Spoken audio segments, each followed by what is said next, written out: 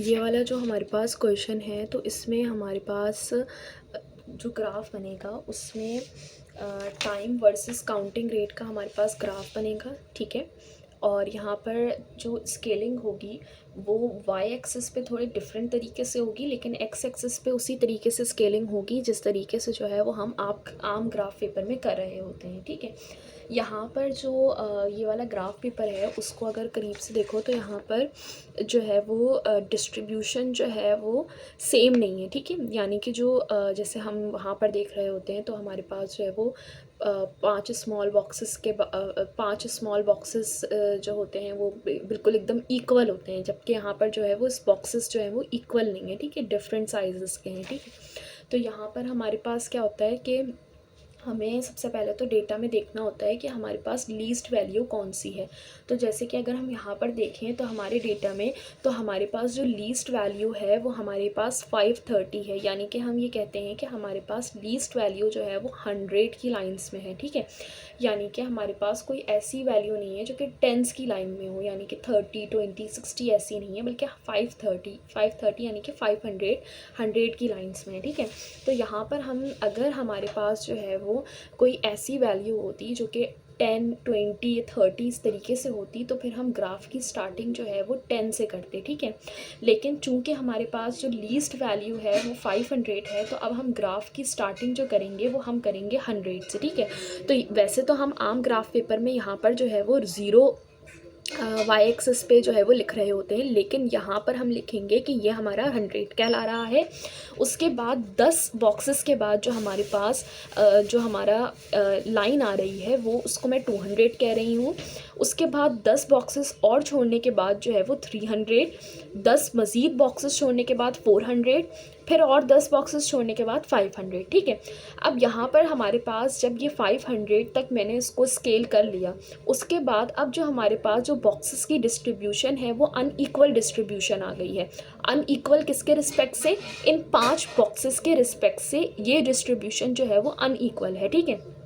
यानी कि अगर हमारे पास इसमें हमारे पास 10 बॉक्सेस जो हैं वो 200 या 100 के इक्वल थे, ठीक है। एक तरह से देखा जाए तो 10 बॉक्सेस हम यहाँ पर 100 की इक्वल ले रहे हैं, ठीक है।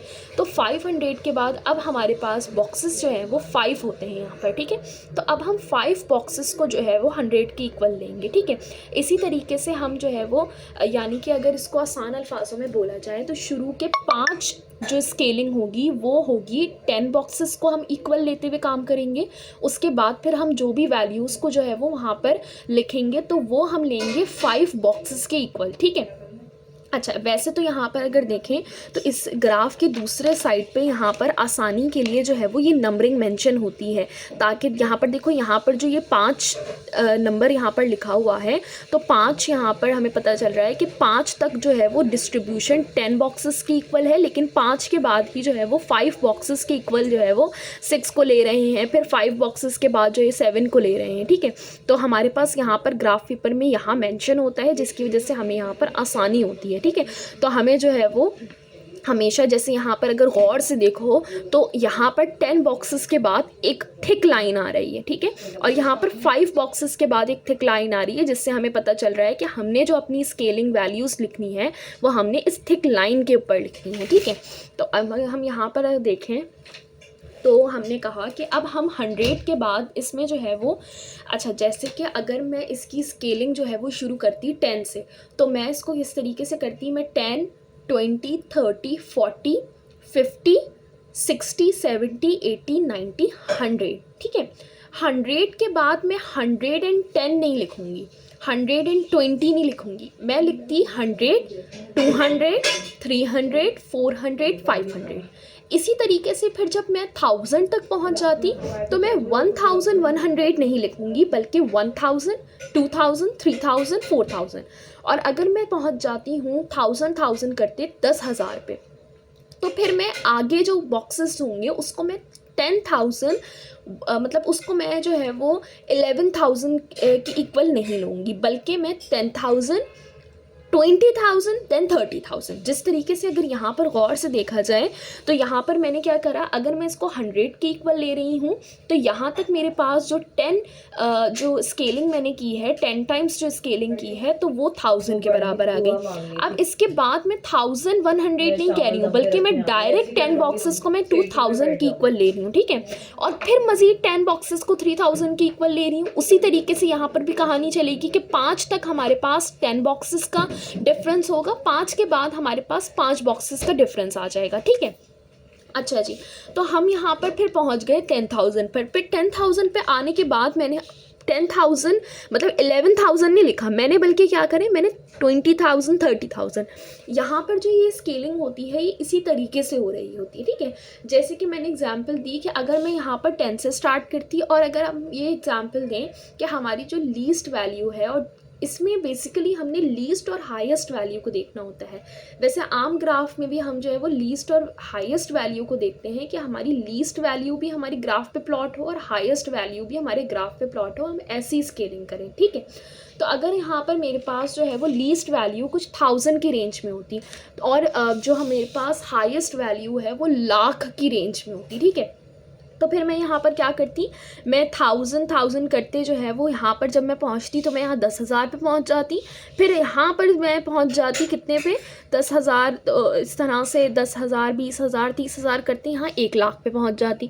तो मेरा इस तरह से क्या हो जाता, मेरी जो लीस्ट वैल्यू है जो कि मेरी 1000 होती, मैं उसको भी कवर कर रही होती, और जो मेरी हाईएस्ट वैल्यू है जो कि लाख में आ रही है, मैं उसको भी कवर कर रही होती। तो ये एक तरीका होता है बेसिकली, एक ग्राफ पेपर यूज़ ही जब किया जाता है जब हमारे पास बहुत कम से वैल्यू बहुत बहुत एक्स्ट्राऑर्डिनरी ज़्यादा पर जा रही हो, ठीक है। जैसे कि यहाँ पर अगर हम देखें तो हमारी हाईएस्ट वैल्यू जो जा रही है वो 19,000 पे जा रही है, ठीक है। अच्छा, तो अब हम यहाँ पर जो है वो सबसे पहले हम यहाँ पर क्या करेंगे, हमारे पास एक ये ग्राफ है, ठीक है। मैंने यहाँ पर स्केलिंग कर दी, यहाँ पर भी मैंने स्केलिंग कर दी, ठीक है। वो स्केलिंग हमें अपने हिसाब से डेटा को देखते हुए करनी है। ग्राफ पेपर हम आम जिस तरीके से करते हैं बिल्कुल उसी तरीके से हमने करनी है, ठीक है। अच्छा, अब यहाँ पर ये जो डेटा पॉइंट्स दिए हुए ना, इन डेटा पॉइंट्स को मैंने जो है वो बिल्कुल एक्स एक्सिस के वर्सेस जो है मैंने यहाँ पर डॉट्स लगा लिए। फॉर एग्जांपल कुछ इस तरीके के मेरे पास डॉट्स आ गए, मैंने एक पेंसिल से विदाउट स्केल मैंने एक लाइन बना ली, ठीक है। अच्छा, अब ये जो हमारी लाइन यहाँ पर कहलाती है ना, ये कहलाती है कॉम्पोजिट कर्व। यानी कि ये कॉम्पोजिट कर्व क्यों कहला रहा होता है, क्योंकि इसमें डेटा पॉइंट्स जो हैं वो हमारे पास जो हमारी पेरेंट स्पीशी है उसके भी मौजूद हैं, और जो हमारी डॉटर स्पीशी है ना उसके भी मौजूद हैं। अब हमने इस कंपोजिट कर्व को जो है वो अलग अलग करना होता है, यानी कि हमने डॉटर के लिए एक लाइन बनानी होती है ग्राफ पे, और पेरेंट के लिए भी एक अलग लाइन बनानी होती है, ठीक है। तो यहाँ पर हम इसके लिए सबसे पहले हम जो है वो पेरेंट के लिए करते हैं। पेरेंट के लिए हम ये करते हैं कि मेरे पास डेटा पॉइंट्स लगाने के बाद एक मेरे पास कर्व लाइन आ गई। अब मैं क्या करूँगी, अब ये कर्व लाइन हमेशा कुछ इस तरीके से आ रही होगी कि इसके जो लास्ट के पॉइंट्स होंगे ना, वो अगर मैं उसको स्केल रखते हुए मिलाऊं तो वो बिल्कुल जो है वो सारे लास्ट के पॉइंट्स जो है वो एक साथ जो है वो कॉन्साइड वो लाइन कर देगी, ठीक है। जैसे कि यहाँ पर मैं देखूँ तो यहाँ पर सारे पॉइंट्स जो हैं वो एक साथ हैं, तो अगर मैं यहाँ पर स्केल रख के मिलाती हूँ तो मैं इस पॉइंट्स को लेते हुए वाई एक्सिस को जो है वो इंटरसेक्ट करती हुई निकल गई, ठीक है। बिल्कुल इसी तरीके से यहाँ पर हो रहा है कि यहाँ पर जब मैंने कर्व वाली लाइन बनाई तो मेरे पास ये जो डेटा पॉइंट्स थे वे एक दूसरे से बिल्कुल एक सीध में आ रहे थे ये, ठीक है। तो मैंने जो है वो यहाँ इनको मिलाते हुए ऐसे स्केल की लाइन ड्रॉ करी जो कि वाई एक्सिस को जो है वो इंटरसेक्ट करती हुई निकल गई, ठीक है। अब ग्राफ पे अब ये हमारे पास जो लाइन आई है ये पेरेंट की लाइन कहलाएगी, ठीक है। और इस लाइन को हम इस तरीके से देखेंगे कि